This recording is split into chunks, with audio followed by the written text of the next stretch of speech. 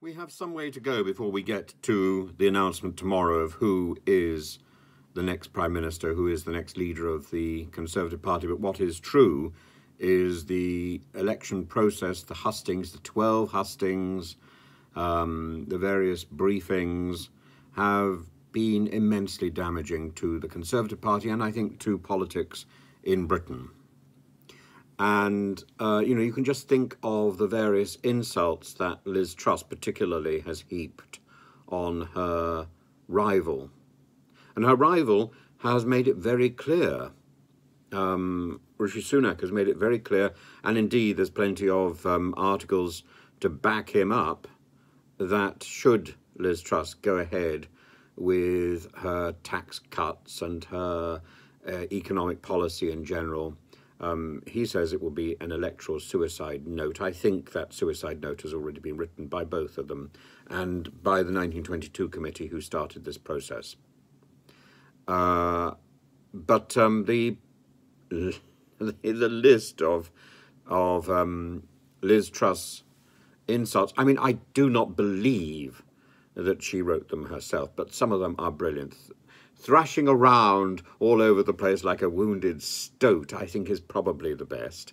But aggressively mansplaining and shouty private school behaviour is pretty good. That's the sort of thing, I think, that might have been penned by Nadine Dorries about David Cameron and Osborne. But,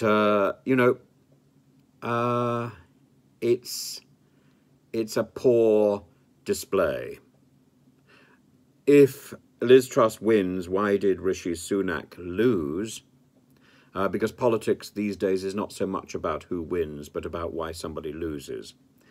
And I think Rishi Sunak had lost really before he began. I would greatly love to see Rishi Sunak win, because I think if anybody deserves to lose, it is Liz Truss. I would much rather have seen Rishi squaring off against somebody else who would almost certainly also have won. But why did he start so badly? Because he was the person who knifed Boris Johnson, as was so demonstrably shown by the cartoon displayed by Nadine Dorries inappropriately. He who wields the knife never wears the crown. Well, it's not entirely true, because Mrs. Thatcher both wielded the knife and took office. But there is a second issue, and that is that should Rishi Sunak become Prime Minister, he would be the second Prime Minister to be convicted of an offence, because he was also handed out one of those Partygate fines. So those two things, I think, were a significant problem, and neither was really addressed during the hustings. So that I think is well, it was addressed actually. There was I think in one of the first hustings, a Conservative member asked if he had stabbed Boris in the back, and that was what prompted Nadine Dorries to post her picture, I believe. Sunak's